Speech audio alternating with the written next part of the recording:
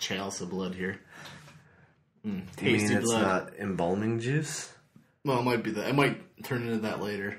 It is crisp and refreshing. Ah, damn straight. All right, it is day whatever 28. 28. Wow. Yeah. We are like almost done. Almost done. That is. It's like I can smell that wine. Yeah. Very, very wine smelly. Smells like happy.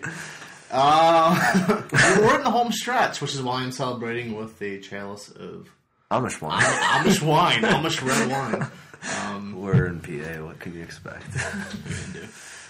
Tonight we watched, day 28, we watched Creepshow. Creepshow. Mostly because of two reasons. I had creep in the name, so I thought it was appropriate to have a movie with creep in the name. Because if you don't know already, we're moviecreeps.com. Go there. Do it. Do it now. After the video, but... Yeah, oh yeah, not watch the video first, then go there. Yeah. Or watch the video on the website. That'd be cool, too. Yeah. But also because this was actually one of the formative horror movies of my youth. I'm not saying it's a good movie, right? That's not saying it's a good movie. It's saying, but it was one of the first horror movies that I've ever seen. Okay. This and The Shining. The Shining is a much better movie. Yeah. And I'm not even that much of a fan of The Shining. I love The Shining. I love Kubrick. I love Kubrick. You just don't like The Shining? I mean, I like The Shining, okay, but it's... Well, we're not here, dog. Yeah. We talked about Shining last year. Yeah, go watch that one. Yeah, go watch that one. But it is one of those movies that was kind of a foundation of my youth, and I've seen it so many times. Growing up, I've seen it no less than 20 times. Oh, wow. Yeah. It's a lot of the Creepshow. I've seen it once. You've seen it once. You saw it tonight, which I can tell. I know what the movie is. Okay, so yeah. I know that people who haven't seen it before, seeing it in adulthood, won't appreciate it the same way. Yeah, I probably won't watch this again, let alone 20 times. That's fine. There are. Well, we'll get to that. We'll get to like favorite. Yeah. Part. I think for this one it'd be appropriate to do favorite vignette story. Yeah. Yeah. Favorite story. But it's a George Romero movie directed by George Romero, which I never realized until pretty recently that Romero actually directed it. Okay. I always knew Stephen King wrote the screenplay for it. And like all Stephen King movies, he appears as one of the stories. Wasn't in Children of the Corn, though. You know what? He wasn't in Children of the Corn. Unless there was like some random extra or something we didn't see. Maybe he's like in the diner getting killed or something. Maybe, but I don't know. We would have seen him. I'm pretty sure. Yeah, we would have noticed him. Yeah. There's so few extras in that movie. But yeah, he's not in it because he wasn't in... Maybe it's just the ones that he's writing like the screenplay for. I don't know. Because he wasn't in like The Green Mile or... Shawshank or to me those don't count. It's not fair because they're not dramas. Yeah, they're kind of more serious.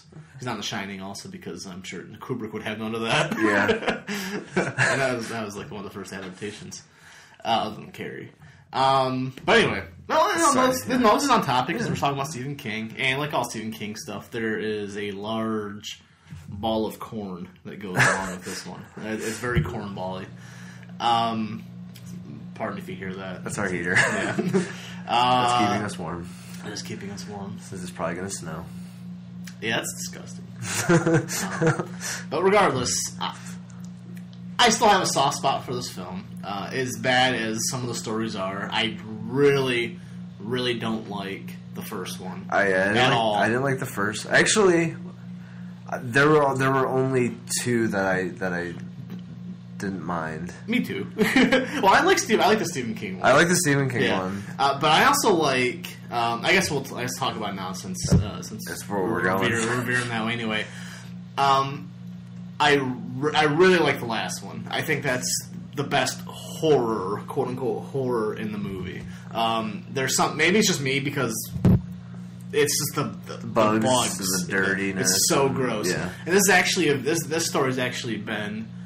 It's first of all, it's a parody of Howard Hughes. All right, so this guy's supposed to be a Howard Hughes type person who's a germaphobe. Yeah. All that good stuff. Which you've seen in The Aviator, you already know that. But it's also this thing, especially from Creepshow, has been parodying lots of stuff like The Simpsons and other shows like that. I just think it's because it's the one that's this and the other one I'm about to talk about in a second has left the most indelible impression on me. When I think Creepshow, I think of the Bug story, and the other one I think of is the Ted Danson, Leslie Nielsen story. And because that scared the shit out of me when I was a kid. And it has nothing to do with them coming back as seaweed people. It has everything to do with them being buried up to the head in the sand. Yeah. And that just creeped the shit out of me. It's just the idea. It's the same effect that claustrophobia has on a lot of close. I was actually surprised. Like, that was actually one of my least favorites. Really? Wow. And I was surprised because I have a moderate to high fear of water. Okay. And especially like ocean and stuff like that. And I thought it would have been more effective, but there was something about it that it just. Oh, it's just like I was just like. It's just the idea. It's when I think of effective horror, both of them have to do with beaches. I always think of Jaws if I'm on a beach, and I always think of Creepshow when I'm on a beach, because nothing scares me more than to be. I think it's the same fear of being like buried alive. So you're totally powerless, and in this case, totally immobile. Yeah. So if you've ever been buried in the sand before, not as deep as even Ted Danson's been, it's just like laying down and someone piles sand on you. Well, you get enough sand on there, it's uncomfortable. Not that you can't. No, but I mean, like uncomfortable, like not like oh my god, there's sand all over me, but uncomfortable, like you start to like freak out a little bit. Yeah, it's just like that kind of like discomfort more than uncomfort. I think absolutely. And you get enough sand on you, you can't move at all. Yeah, I've been buried in the sand before where I couldn't move at all. So I think this is why this is so effective. Yeah. And the fact that tide's coming in and you're gonna drown. There's no getting around it. So I think it's the tension of the anticipation. Like there's nothing you can do about it. You're gonna die. Yeah. Have fun. That kind of thing. I think that one didn't work for me because of Leslie Nielsen in particular. Really? I don't know. It just because it's so against type. I think that's what it is. Is that he plays a total jerk. It was a total jerk that was still like typical Leslie Nielsen. Oh, I didn't get any Leslie Nielsen. See, I was still getting all this like very broad, over the top kind of like. I thought it was the best acted story. Yeah. It was the Leslie Nielsen Ted Danson one. We'll let you decide, Internet.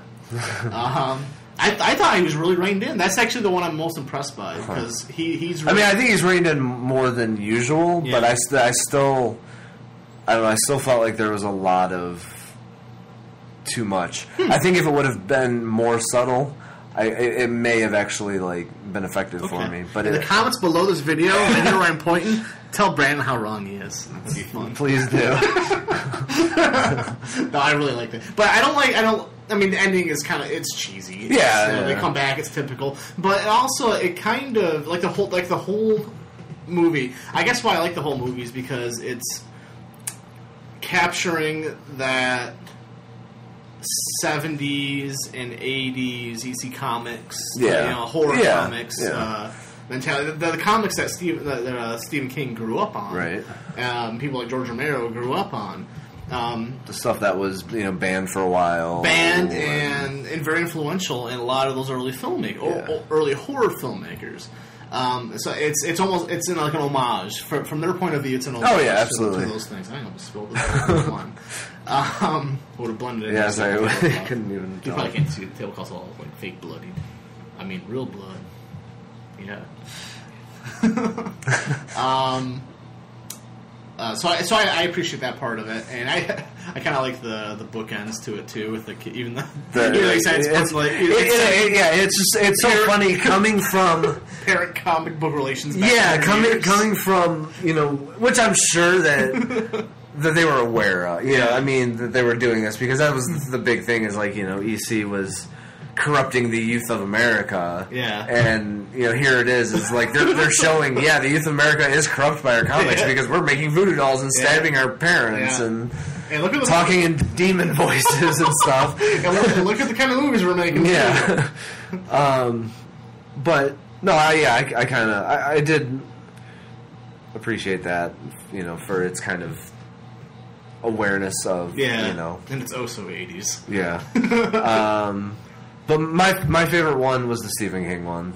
Yeah, that's just because it was fun, and it was brief. Mm-hmm. I felt like the last one's pretty brief. It is, and that's my second favorite. Okay, and it's because those two were so.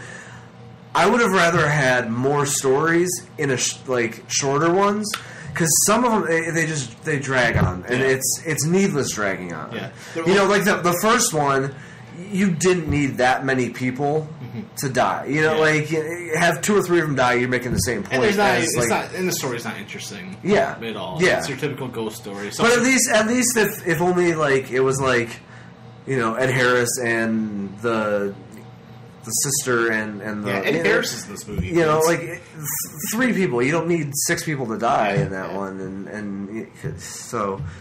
No, I agree with you. The ones I dislike like the crate one, same thing. It's just super long. It's super long, and I didn't mind that one as much as the first one. The first one, no, the first one's my least favorite. Definitely dragged. Yeah. Well, there was one more, wasn't there?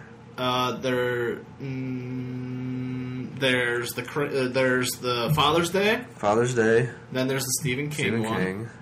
And then there's the Tide one. And then there's the Crate. Oh, the Tide was the other one. Yeah, then there's the Bug. Okay. The Bugs one. There's 5, and then you have the bookends, which makes 6. 6 stories total. They made a Creepshow too. I did know that. Yeah, which I've seen once before, but I don't remember anything. The only thing I remember from Creepshow 2 is that there's one that has to do with a swamp and a blobby type thing. The kids are tracking. I don't know. I have to go watch it again. I remember not liking it as much. But you know, actually, let's get some community involvement. Okay. Going after you tell Bram how wrong he is for not liking. Tell me, because I'm, you know, I'm super tired as well, like always. I really don't care that much. It's fine. But what's your? And this can be an ongoing thing through Halloween, through all the videos. I wanna know what your guys' first horror movies were. The horror movies that kind of left an impression on you at an early age. Because it's definitely this one. Actually, I said I have 4 in total that kind of formed the monster I am today. Creepshow is one of them. The Shining is the other one, like I already mentioned. But also Jaws and Alien are the other 2. But tell us some of yours and why. What horror movies did you watch growing up as a kid that made you like horror movies? Or dislike horror movies in some cases? Leave those in the comments below. Right there. Right where this little shrunken head guys. And what's on tap for tomorrow? We have another Creep movie. Yes, we do. If you didn't like Creepshow, I'm gonna warn you. This isn't a good movie that we're about to watch, but I think it's fun. It's a fun bad movie as opposed to Bigfoot. As long as it's better than last year's Night of the movie. Yes. Okay, good. I mean, Night of the Comet. It's not. Yeah, I know what you mean. Okay. Yeah. No, not Night of the Living Dead. Yeah. Night of the Comet, we didn't like that much. You can send it out so you can put your hate mail. No, it's not the same. They're totally different movies, for one thing, which is a good thing. Yeah. But I would not classify this as a quality movie whatsoever. But like I said, but it's not excruciatingly bad like that was. No, it's more 80s. Corny. Okay. More outrageous than it's better than it's like watch The Blob the other day. It's better than that. Okay. But totally batshit crazy. Okay. We're gonna watch that tomorrow. Night of the Creeps. You can find it free on crackle.com. Sure. Not Snap or Pop though. No. None of the other Rice Krispies are showing up for this one. I don't know where else you can find it, honestly. I actually looked everywhere, and it was kind of serendipity that Crackle.com had it, and it was free. So it's on there. You just have to deal with a couple commercials here and there. So deal with it. Yeah. Come back and watch us tomorrow. Yeah. I'm going to drink more wine. Yeah. Bye.